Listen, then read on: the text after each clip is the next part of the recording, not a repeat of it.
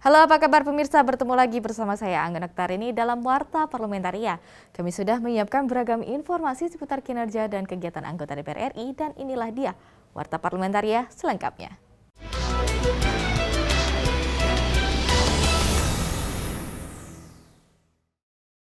Menanggapi ditemukannya varian baru virus SARS-CoV di beberapa negara, anggota Komisi 9 DPR RI meminta pemerintah menyiapkan skenario antisipasi yang tepat untuk mencegah imported case masuk ke Indonesia. Ditemui di Gedung Nusantara 1 DPR RI Jakarta, Darul Siska mendesak pemerintah memperketat akses masuk di pintu-pintu kedatangan Indonesia, seperti bandara, pelabuhan, dan daerah-daerah perbatasan.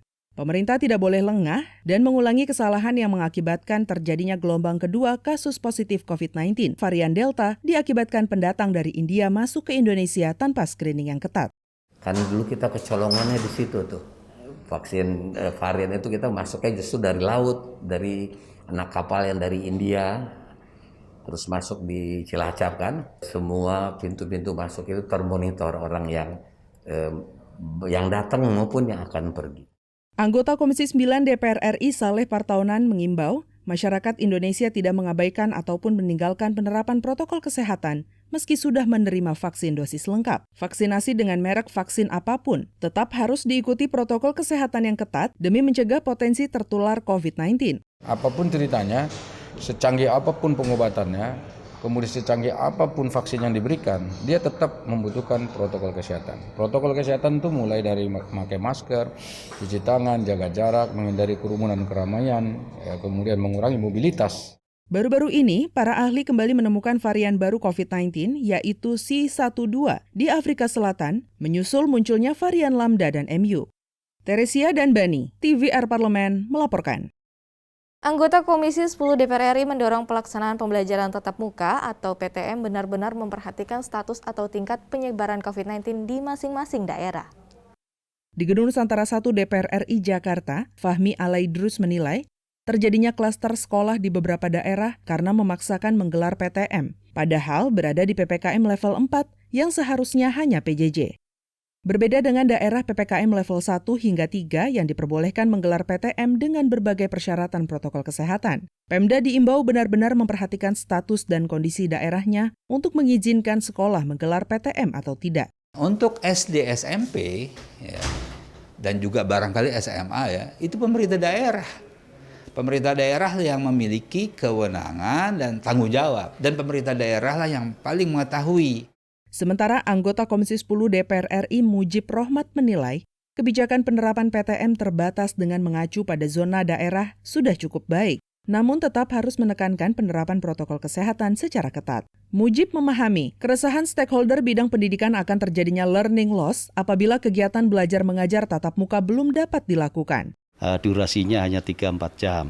Kemudian yang masuk hanya 50%. Saya kira ini sudah lumayan lah. Paling tidak menghilangkan kejenuhan dari adik-adik kita dan yang lebih penting lagi adalah pembentukan karakter masih bisa kita lakukan. Kemendikbudristek menyebutkan 490.217 sekolah yang berada di wilayah PPKM level 1 hingga 3 sudah melakukan PTM terbatas. Helmi Danzia, TVR Parlemen melaporkan.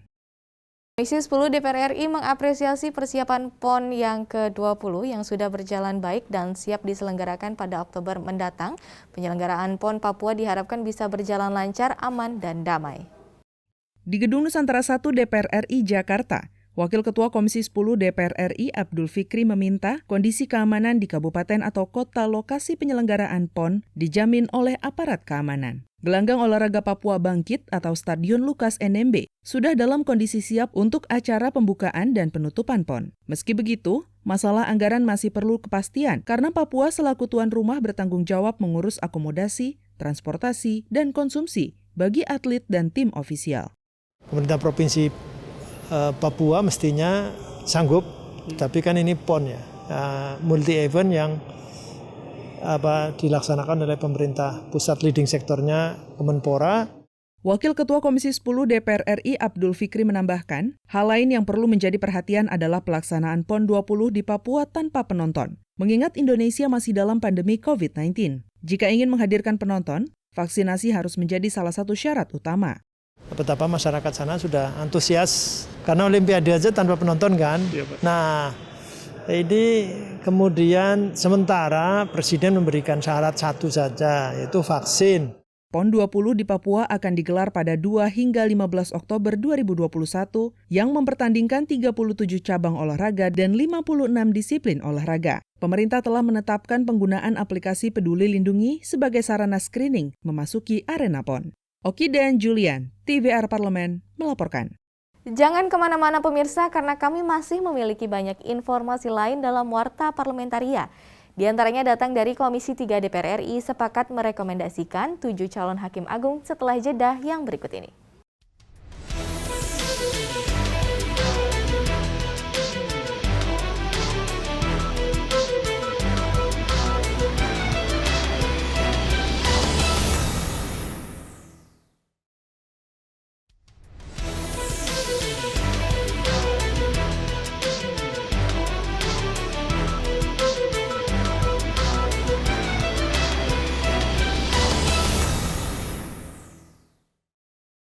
Setelah melewati rangkaian proses fit and proper test, seluruh fraksi di Komisi 3 DPR RI sepakat merekomendasikan 7 calon hakim agung. Komisi 3 berharap pun ketujuh calon hakim agung ini bisa membawa perbaikan bagi sistem peradilan yang ada di Indonesia.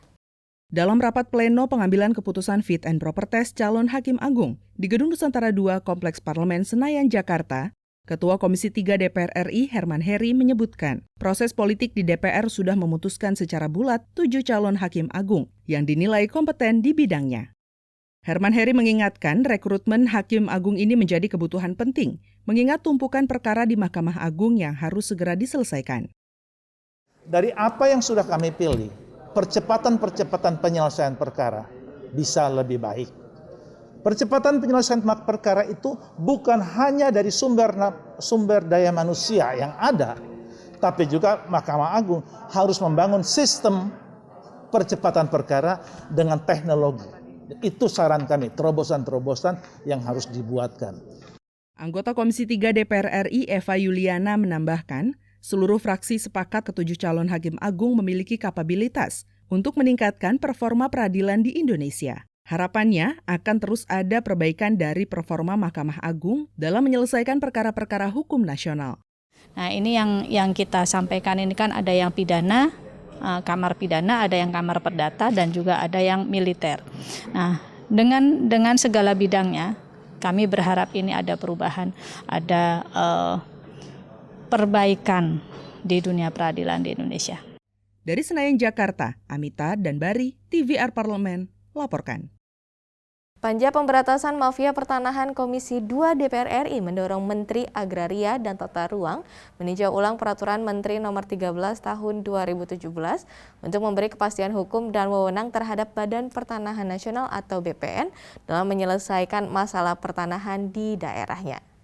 Pada kunjungan kerja spesifik Panja Pemberantasan Mafia Pertanahan Komisi 2 DPR RI ke kantor Wakil BPN Provinsi Jawa Timur, Wakil Ketua Komisi 2 DPR RI Junimart Girsang menyampaikan, Kepala Kantor Wilayah BPN merupakan garda terdepan yang bertanggung jawab atas keluhan terkait pertanahan di daerah. Setiap perkara yang sedang dalam proses di pengadilan, maka setiap pihak, ya siapapun itu, entah manapun itu, kecuali perintah pengadilan, harus berhenti dulu. Namanya status quo. Nah, tetapi dengan Permen 13 itu, ternyata bisa tidak berhenti. Kalau tidak ada sita. Ya kan? Kalau tidak ada sita. Nah, itu alasannya. Nah, ini akan kami coba sampaikan ke Saudara Menteri ATR nanti, supaya kementerian bisa bukan menganulir, bisa memperbaiki redaksinya untuk kepastian hukum dan keadilan. Wakil Ketua Komisi 2 DPR RI Syamsur Rizal menambahkan, BPN Jawa Timur membutuhkan anggaran yang lebih besar, kelengkapan data terkait luas dan kepemilikan tanah, dan wewenang untuk menyelesaikan permasalahan pertanahan, seperti menutup atau menyita lahan yang sedang dalam sengketa. Dan yang ketiga, mereka mengatakan tidak ada kewenangan yang mereka miliki. Nah, makanya kita pertanyakan tadi, kok kerjasama yang sudah ada sejak tahun 2018, 2017, kok kewenangan tidak punya? Dari Surabaya, Jawa Timur, Ferdian, TVR Parlemen, melaporkan. Terkait maraknya kebocoran data pribadi masyarakat dan peretasan situs milik pemerintah, Komisi 1 DPR RI mendesak penguatan sistem keamanan situs, baik perangkat teknologi, lembaga pengawasan dan sanksi tegas, dan di sini juga oleh karena itu, rancangan Undang-Undang Perlindungan Data Pribadi harus segera disahkan. Ditemui di Gedung Nusantara II DPR RI Jakarta beberapa waktu lalu, anggota Komisi 1 DPR RI Taufik Abdullah mengatakan Undang-Undang Perlindungan Data Pribadi segera disahkan agar memiliki lembaga pengawas dan sanksi tegas dalam mencegah adanya kebocoran data masyarakat maupun peretasan situs pemerintah.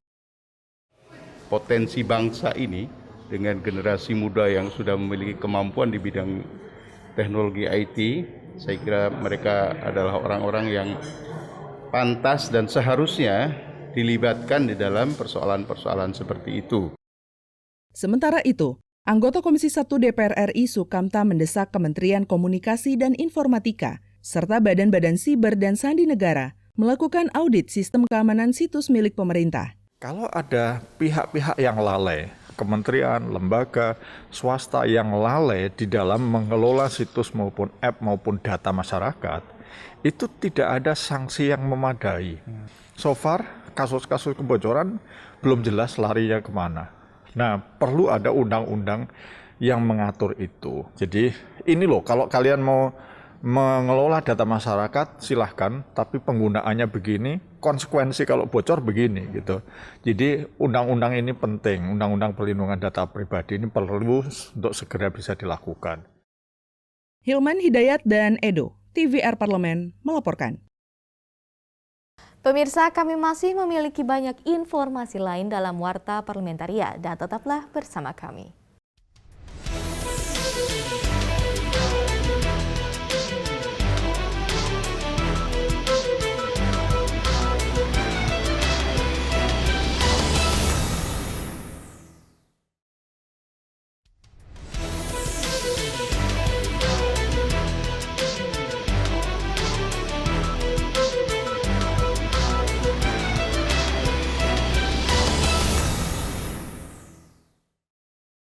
Komisi 8 DPR RI mendukung penambahan anggaran mitra kerja untuk dapat merealisasikan seluruh program prioritas dan target yang ditetapkan Presiden Joko Widodo di bidang sosial, keagamaan, serta pelindungan perempuan juga anak.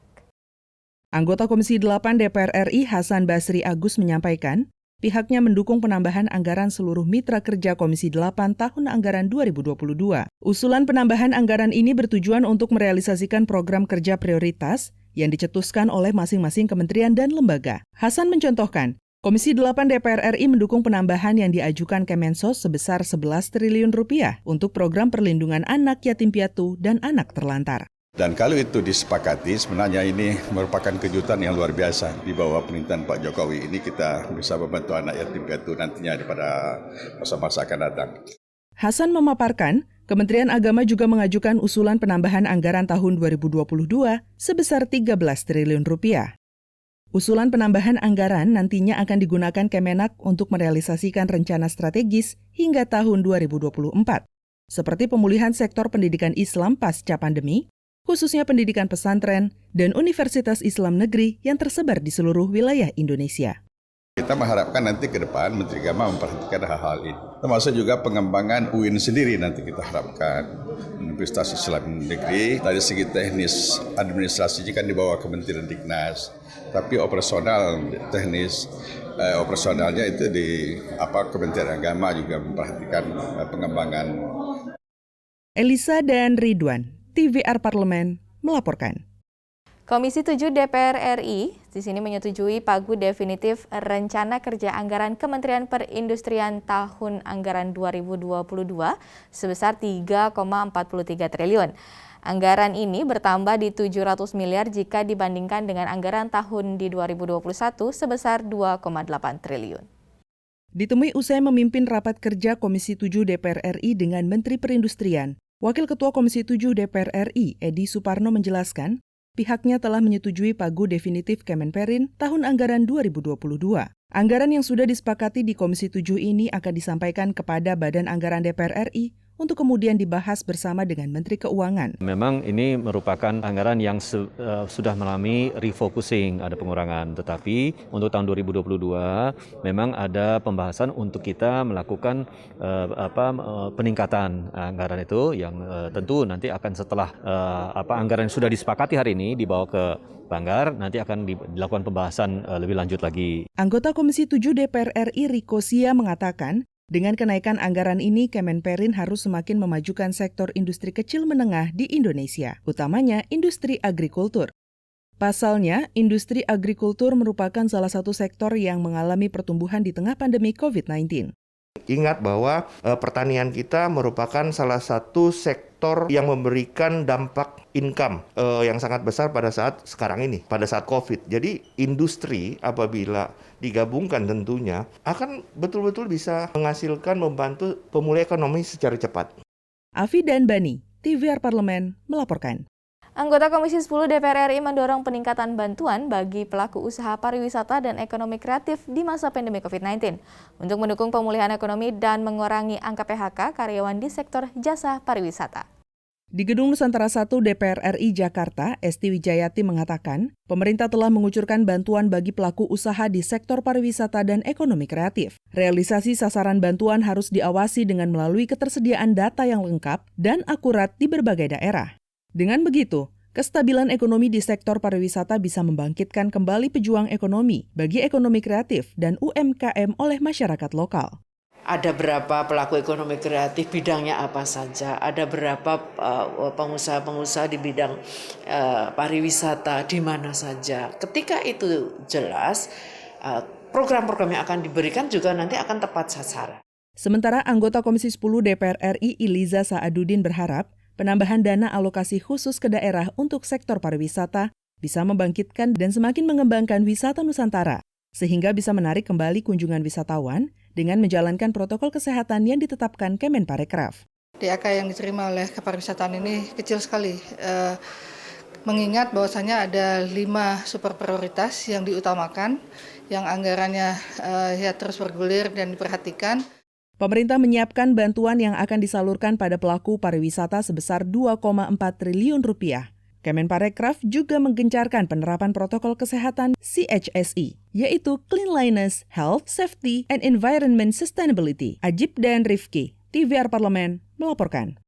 Demikianlah beragam informasi seputar aktivitas DPR RI yang sudah kami susun dalam Warta Parlamentaria. Saya Anggo Noktarini beserta kerabat kerja yang bertugas. Pamit undur diri, terima kasih atas perhatian Anda dan sampai jumpa.